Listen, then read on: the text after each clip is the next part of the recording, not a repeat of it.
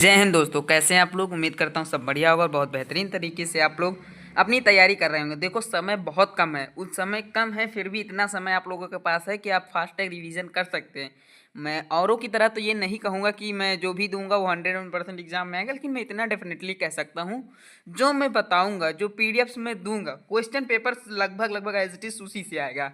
देखो, एक दो क्वेश्चन ऐसे होंगे जो बाहर के होंगे, वरना नहीं होगा, या 100% है। लेकिन मैं कभी भी आपसे ये नहीं कहूँगा कि सिर्फ और सिर्फ यही क्वेश्चन आएगा, क्योंकि बहुत से अब तो चलने लगे 70 में 70 लाओ, 80 में 80 लाओ। देखो, 70 में 70 लाना हलवा नहीं है, पहली चीज़ ये, ठीक है। जो भी पेपर हैं आप आराम से करिए, सब कुछ होगा, ऐसा नहीं है, ठीक है।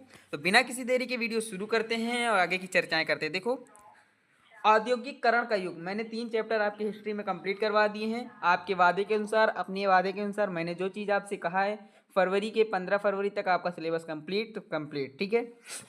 19वीं सदी में किस देश में उद्योगपतियों द्वारा मशीनों का प्रयोग किया जाता था। देखो, 19वीं सदी में किस देश में उद्योगपति, जानते हैं हम, उद्योगपति का मतलब यहाँ पे व्यापारी हो गया, ठीक है। आप व्यापारी से अंदाजा लगा लीजिए, का प्रयोग किया जाता था, तो वो अमेरिका है, ठीक है। कौन से दशक में इंग्लैंड में कारखाने खुले, तो 1730 के दशक में इंग्लैंड में कारखाने खोले गए, ठीक है। क्वेश्चन नंबर 3 है हमारा कि गुमशुदा कौन थे जिनको भारत में ईस्ट इंडिया कंपनी ने तैनात किया था। तो वो बुनकरों के ऊपर सुपरवाइजर, जैसे यहाँ पे कंपनी में सुपरवाइजर होते हैं, उसके ऊपर मैनेजर, फिर हेड, फिर एचआर टीम, वो सब, ठीक है। नए उपभोक्ता तैयार करने के लिए कौन सा तरीका है, तो विज्ञापनों द्वारा। औद्योगिकरण के लिए सबसे पहले चरण में इंग्लैंड के मुख्य उद्योग कौन कौन से थे, तो वो कपास और धातु उद्योग होते हैं। स्पिनिंग जेनी ने किस प्रक्रिया में वृद्धि की, तो कताई में वृद्धि की, ठीक है। यूरोपीय प्रबंधक एजेंसियों एजेंसियां जो थी, भारत में किस प्रकार के उद्योगों में रुचि थी, तो चाय और कॉफी के रोपण में उनकी रुचि थी। संसार में वस्तुओं की मांग में वृद्धि के 2 कारण बताओ। उत्तर होगा आपका विश्व व्यापार में विस्तार और विश्व में उपनिषद का स्थापना। देखो, मैं 5 नंबर या 3 नंबर की भी क्वेश्चन बताऊंगा, लेकिन मैं पूरा नहीं बताऊंगा एज इट इज बड़े बड़े वर्डों में। मैं सिर्फ हेडिंग बता दूंगा और मैं दावे के साथ कह दे दूंगा, जितना मैं समझा दूंगा आप उतना लिखकर भी चले आएंगे, तो 100% आपके नंबर अच्छे आएंगे, ठीक है। अच्छे आएंगे, पूरे में पूरे नहीं आएंगे, 70 में 70 नहीं आएंगे, ठीक है। आउट ऑफ 70 अच्छे आएंगे, 50+ रहेंगे, ठीक है। शहरी उत्पादक उत्पादन को कैसे नियंत्रित करते थे, तो देखो, शहर के जो लोग थे वो उत्पादक को कैसे नियंत्रित करते थे। सौदागर किसानों को ऋण देते थे, ठीक है। सौदागर जो होते थे ऋण दे देते थे और कहते थे मुझे इतना अनाज चाहिए, तो चाहिए मतलब चाहिए, फिर देना ही है आपको। और क्वेश्चन कौन सा, उद्योगपति जो है मशीन का प्रयोग क्यों नहीं करना चाहते थे, सस्ते मानव श्रम का उपलब्ध होना। हाँ, जाहिर सी बात है।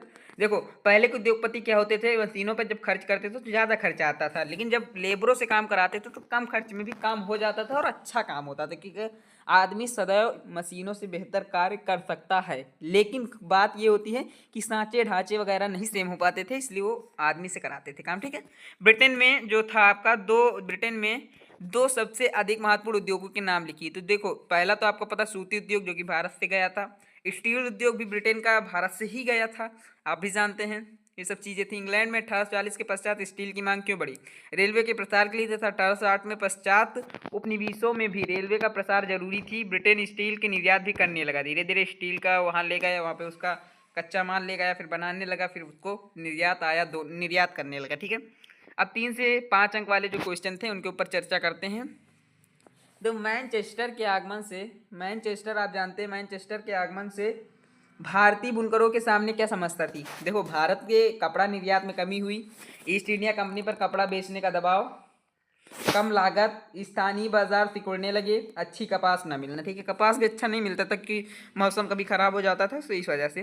प्रथम विश्व युद्ध के समय भारत के औद्योगिक उत्पादन बढ़ने के क्या कारण थे, ये भी एक अच्छा क्वेश्चन है, क्योंकि क्वेश्चन मैं वही रखता हूँ जो अच्छे होते हैं। अंग्रेजों की युद्ध संबंधी आवश्यकताओं को पूरा करने के लिए नई फैक्ट्रियाँ स्थापित की गईं। वर्दी में कपड़े, टेंट और चमड़े के जूते आदि सामान बनाने के लिए नए मजदूर काम पर लगा दिए गए और काम करने का समय भी बढ़ा दिया गया, ठीक है। 1930 में महामंदी के कारण लिखो। तो आपको भी पता है कि प्रथम विश्व युद्ध के बाद निर्यात घटा था, अमेरिकी पूंजीपतियों द्वारा यूरोपीय देशों के लिए कर्ज बंद हुए, कृषि में अति उत्पादन बढ़ा, उद्योगों में मशीनीकरण हुआ, ठीक है।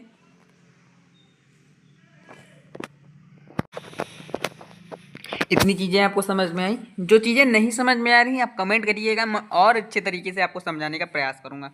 मेरा एक ही उद्देश्य कि आप लोग पढ़ें। मैं पीडीएफ इसीलिए आप लोगों को टेलीग्राम में लगातार अपलोड कर रहा हूँ कि आप लोग ये ना कह सकें कि कोई स्टडी मटेरियल नहीं था। मैं हमेशा एक चीज़ कहता हूँ कि बुक से पढ़िए, नोट से पढ़िए, वीडियो लेक्चर देखिए, पर 2x 4x पे देखिए। ज़्यादा समय आप सेल्फ स्टडी को अब दीजिए। मैं इसीलिए 15 से 20 मिनट में आपकी वीडियोस कंप्लीट करवा देता हूँ। क्यों?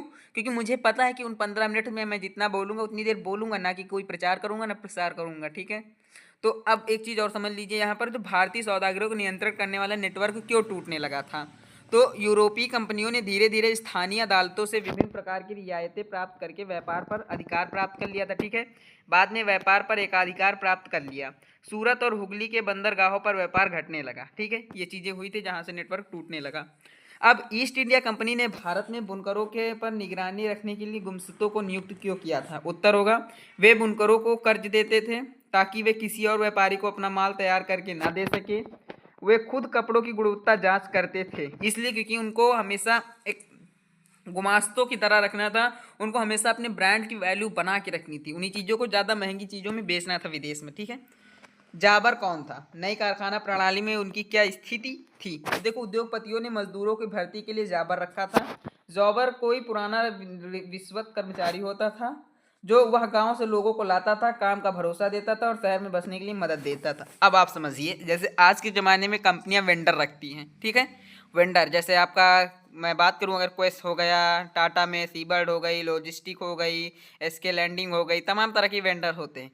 कंपनियां क्या करती हैं, वेंडर्स को कहती हैं मुझे इतना मतलब इतना काम चाहिए। अब काम पे डिपेंड है, आप चाहे 10 लेबर से करवाइए, 20 लेबर से करवाइए, पर जितने भी लेबर करवाएंगे उनको ये मिनिमम सैलरी देनी ही होगी। ठीक है? काम के हिसाब से आप पैसा बढ़ा सकते हैं पर इससे कम नहीं कर सकते हैं। तो वही चीज़ें होती हैं वेंडर। तो वो सब चीज़ें थी। जॉबर मदद के बदले पैसे व तोहफे की मांग करने लगा। ठीक है? ब्रिटिश निर्माताओं ने विज्ञापनों के मदद से भारतीय व्यापार को किस प्रकार कब्जा किया? उत्पादों को बेचने के लिए कैलेंडर, अखबारों को मैगजीन का प्रयोग, लेबलों पर भारतीय देवी देवताओं की तस्वीर लगी होती थी, विदेशों में बनी चीज भी भारतीयों की जानी पहचानी लगती थी। ठीक है? बाजार से श्रम और बहुतायत से श्रमिक को कैसे जीवन प्रभावित हुआ? शहर में नौकरी की संभावनाओं की खबर सुनते ही श्रमिक शहरों की तरफ दौड़ पड़े। जिनके सगे संबंधी शहरों में पहले से कार्यरत थे उनके जरिए नए लोगों को नौकरी मिल सकती थी। जिनका शहरों में कोई नहीं था वो हफ्तों भर प्रतीक्षा करते थे ताकि पुलों के नीचे या रैन बसेरों में रात गुजारते थे। धीरे धीरे फिर अपना स्टैंडर्ड बनाते थे और फिर वो काम करते थे। ठीक है? शुरुआत ऐसे ही होती। मैंने भी जब, मैं अभी ज़्यादा तो नहीं है लेकिन इतना है कि मैं जब आया था लखनऊ में जब कहीं से, तो मेरा कोई नहीं था। मैंने धीरे धीरे अपनी जगह बनाई, कंपनी में काम किया। अब इस समय मौजूदा मैं हूँ, रूम पे हूँ, आप लोगों के लिए वीडियो बना रहा हूँ, काम भी करता हूँ, डेली डेली कंपनी जाता हूँ, डेली आप लोगों के लिए वीडियोस बनाता हूँ। वीडियोस बनाने के साथ साथ खुद भी स्टडी करता हूँ। मेरा 3 नंबर से एमटीएस रह गया था लेकिन उम्मीद है इस अगली बार मैं निकाल दूंगा। ठीक है? 19वीं शताब्दी में यूरोप के उद्योगपति मशीनों की अपेक्षा हाथ में श्रम को अधिक पसंद क्यों करते थे? ब्रिटेन में उद्योगपतियों को मानव श्रम की कोई कमी नहीं थी। वे मशीन इसलिए लगाना नहीं चाहते थे क्योंकि मशीनों के अधिक पूंजी निवेश करनी पड़ती थी। कुछ मौसमी उद्योगों के लिए वे उद्योगों में श्रमिकों द्वारा हाथ से काम करवाना अच्छा समझते थे। बाजार में अक्सर बारीक डिजाइन और खास आकारों वाली चीज़ों की मांग रहती थी जो हस्त कौशल पर निर्भर करती थी। ठीक है? तो आशा है, उम्मीद है जो भी चीज़ें मैंने बताई आप लोगों को समझ में आई होंगी। जो चीज़ें नहीं समझ में आई मैं प्रयास करूंगा पुनः आपको बताऊं या फिर आप कमेंट करिएगा, उन टॉपिक्स को और विस्तार में आपको समझाऊंगा। वैसे इस समय टॉपिक्स को विस्तार में नहीं, टॉपिक्स को समझना ही बहुत ज़रूरी है। ठीक है? मिलूंगा नेक्स्ट वीडियो में किसी और सब्जेक्ट के साथ, तब तक के लिए धन्यवाद।